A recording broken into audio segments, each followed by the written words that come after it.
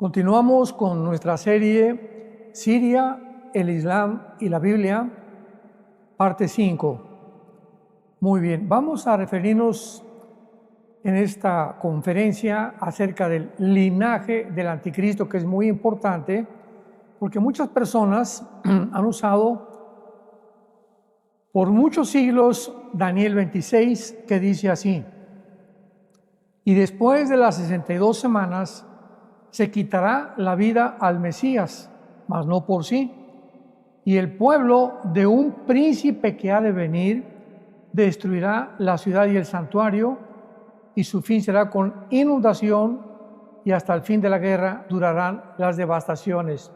Entonces han usado este versículo para enseñar que el anticristo surgiría de Europa. Sin embargo, vayamos a examinar el resto de este versículo para determinar de una forma más clara y más correcta el verdadero linaje, ya sea europeo o islámico, de donde surgirá el anticristo.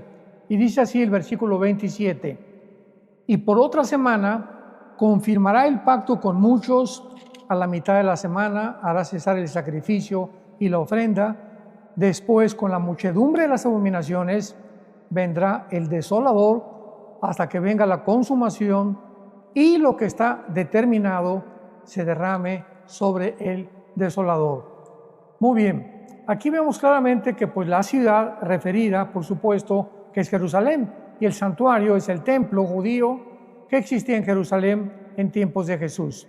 Entonces, el linaje del anticristo está como escondido, o mejor podríamos decir, revelado a través de la frase el pueblo del príncipe. Ahí está la clave.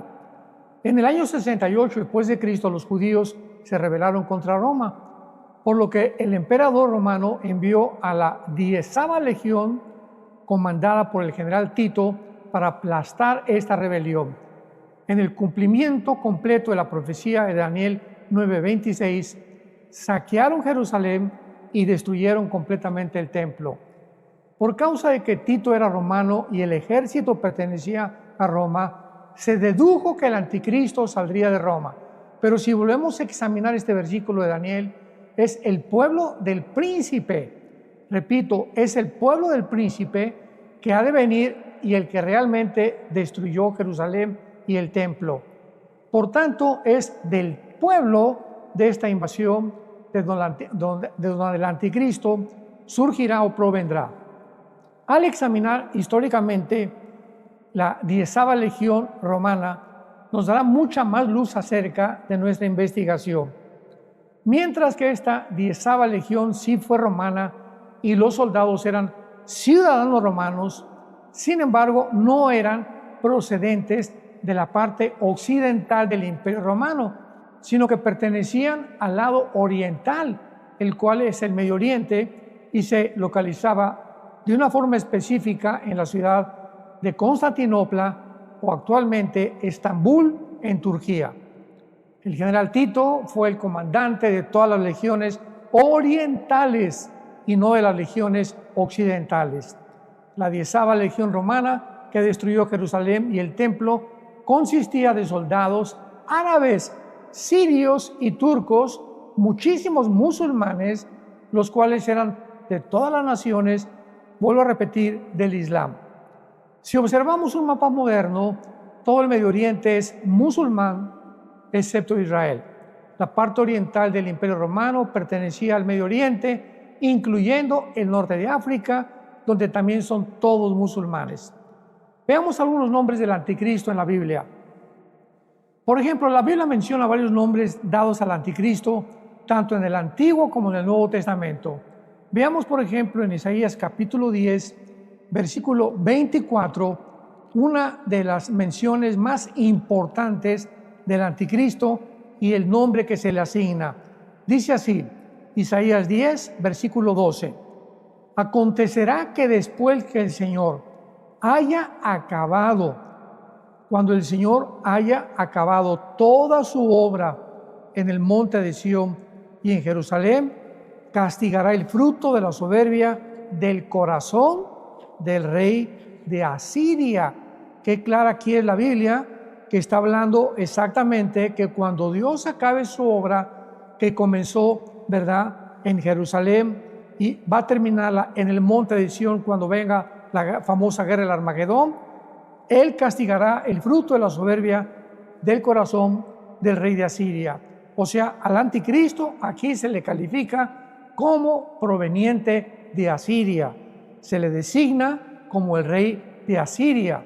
Vemos nosotros también claramente que tenemos que recordar la perspectiva bíblica, geográfica y espiritual que está centrada en Israel y no en los Estados Unidos ni en Europa.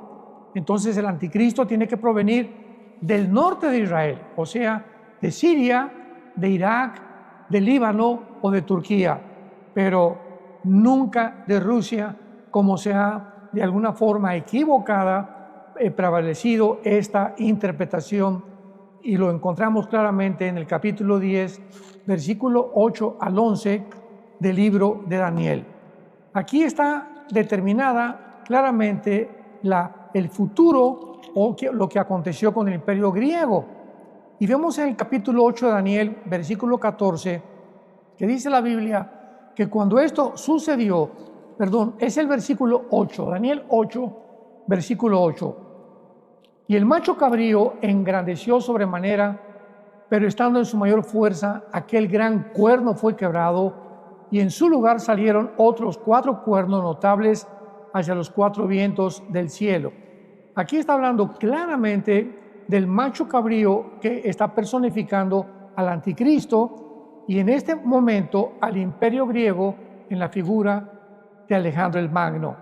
Sabemos por la historia que cuando el imperio griego cayó, pues se dividió en 4 secciones: en Egipto, en Siria, en Macedonia y en Turquía. Fueron las 4 divisiones del imperio griego con los 4 generales de Alejandro el Magno. Y dice la Biblia que de uno de ellos, o sea, de una de estas 4 divisiones del imperio griego, que vuelvo a repetir, fueron Egipto, Siria, Macedonia y Turquía, de una de estas 4 divisiones, dice la Biblia, salió un cuerno pequeño, que en el capítulo 7 de Daniel se menciona como el anticristo, que creció mucho hacia el sur y hacia el oriente y hacia la tierra gloriosa. Observemos con cuidado que este cuerno pequeño no creció hacia el norte. O sea, la Biblia vuelve otra vez a corregirnos y nos vuelve otra vez de una forma específica a determinar que el origen del anticristo será al norte de Jerusalén. Y a continuación el versículo 9 dice: y de uno de ellos salió un cuerno pequeño, que es el anticristo, que creció mucho al sur y que al oriente y a la tierra gloriosa, y se engrandeció hasta el ejército del cielo, parte del ejército y de las estrellas, echó por tierra y las pisoteó. Cuando habla de que se engrandeció contra el ejército del cielo y que parte del ejército de las estrellas se echó por tierra, es absurdo creer o interpretar que pueda ser una persona normal, porque estas estrellas se mencionan claramente en Josué 5:20, en Apocalipsis capítulo 9, versículo 1, como las estrellas que se representan a los ángeles caídos. Entonces vemos claramente, ¿verdad?, que ya es muy clara la forma que la Biblia nos muestra de dónde el anticristo va a provenir. Ahora, muy bien, el anticristo, además, dice en el capítulo 7, versículo 25 de Daniel, va a cambiar los tiempos y también las leyes. Esto es muy importante porque dice: hablará palabras contra el Altísimo, a los santos del Altísimo quebrantará y pensará en cambiar los tiempos y la ley, y serán entregados en su mano hasta tiempos y medio tiempo. O sea, la teología islámica deja claro que el Mahdi, o sea, el famoso Jesús musulmán que le llaman el Isa le llaman en el lenguaje arábico a Jesús, establecerá el califato, o sea, el imperio musulmán que dominará al mundo entero. El califa es para los musulmanes lo que para los católicos es el Papa. No ha habido un califato o un califa desde 1923, cuando cayó el Imperio Otomano con la derrota de la Primera Guerra Mundial. El Islam tiene sus propias reglas y leyes llamadas la ley Sharia, bajo la cual todos los musulmanes, de una forma muy estricta, tienen que vivir. Muy bien, sus objetivos es que además quieren reemplazar las demás leyes y las reglas de las naciones. Nosotros en las naciones occidentales funcionamos con el calendario gregoriano de 365 días que incluye antes y después de Cristo, pero los musulmanes operan bajo otro calendario llamado Hijra, con H, Hijra, y para ellos el año primero fue en el año 622 después de Cristo, cuando Mahoma emigró de la Meca a Medina. El Mahdi anticristo forzará a todo el mundo a quedar bajo su calendario, como lo acabamos de leer, Daniel 7:25, que cambiará completamente las leyes del calendario. En Daniel capítulo 11, versículo 37, encontramos otro aspecto del anticristo que dice así: del Dios de sus padres, esto es muy importante, del Dios de sus padres no hará caso, ni del amor de las mujeres, ni respetará a Dios alguno, porque sobre todo se engrandecerá. Aquí es importante poder deducir claramente que la palabra Dios en el original hebreo es la palabra Elohim, o sea, algunas traducciones dicen Dios de sus padres, lo cual conlleva la falsa creencia que el anticristo tenía que ser judío, porque la palabra Dios, dicen, es singular. Sin embargo, la palabra hebrea usada aquí es Elohim, que es un plural, o sea, dioses y no Dios, por lo cual debería leerse el anticristo no hará caso de los dioses de sus padres. Vemos claramente la diferencia. Antes, ¿verdad?, Mahoma, como los árabes, adoraban a 360 dioses y Alá era la diosa luna, de ahí la luna creciente que representan en su bandera islámica. Mahoma comenzó a declarar que todos los demás dioses eran falsos y que Alá era el único Dios, por lo que Mahoma no hizo caso de los dioses de sus padres y tampoco lo hará del Mahdi anticristo. Ahora vemos también a continuación que el anticristo en el mismo versículo no hará caso del amor de las mujeres. Estas palabras se han prestado a tres diversas interpretaciones. La primera es que el anticristo será un homosexual. La segunda, que no hará caso por el deseo de las mujeres judías que quieran dar luz al Mesías. Y la tercera es que el Islam es opresivo, cruel y menospreciativo hacia las mujeres. El Islam enseña que las mujeres solo tienen la mitad del cerebro. Eso es lo que enseña el Islam, que el hombre la puede abandonar en cualquier momento y bajo cualquier pretexto, y que solo dos mujeres pueden testificar contra un hombre. Una mujer musulmana no puede casarse con un hombre no musulmán, pero un hombre sí puede casarse con una mujer no musulmana. Si una mujer musulmana comete adulterio, el marido la puede cortar, le puede cortar la cabeza y la puede matar a pedradas.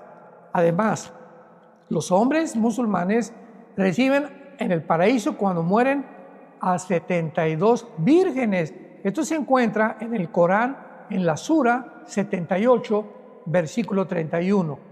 Por lo cual no nos sorprende que los hombres musulmanes quieran morir como mártires. Y podemos preguntarnos en este momento, ¿por qué las mujeres o por qué hay mujeres musulmanas suicidas con bombas? ¿Qué las motiva? La respuesta es el miedo. Mahoma enseñó que Alá le había dicho que el infierno estaba lleno de mujeres, lo cual ha asustado a las mujeres musulmanas morir e ir al infierno sin haber muerto como mártires. Entonces, esta es la mejor interpretación, que es la primera, ¿verdad? El anticristo será verdaderamente una persona que provenga del Islam. Va a cambiar las leyes, mediante la ley Sharia, y finalmente, como lo dice el versículo 37 de Daniel 11, será un homosexual. No hará caso de las mujeres, y no tendrá tiempo, ¿verdad?, ni siquiera de formar una familia, porque vendrá exclusivamente con la ambición tan grande que ha prevalecido desde la Torre de Babel, el control de un mundo global. El anticristo culminará este sueño de todos los seres humanos que han intentado, y como lo están haciendo en el siglo XXI a través del Foro Económico Mundial, de las Naciones Unidas, de la Organización Mundial de la Salud, a través del Club de Bilderberg, a través de fundaciones como la sociedad del famoso multimillonario George Soros, como de la Fundación Bill Gates y Melinda Gates, como la Fundación de David Rockefeller. Todas estas fundaciones y todos estos gobiernos y todas estas fundaciones no gubernamentales tienen el principal propósito de un gobierno global. Así que pues estamos en un mundo donde ya está chocando Estados Unidos con la nueva presidencia de Donald Trump contra el mundo que es globalista completamente.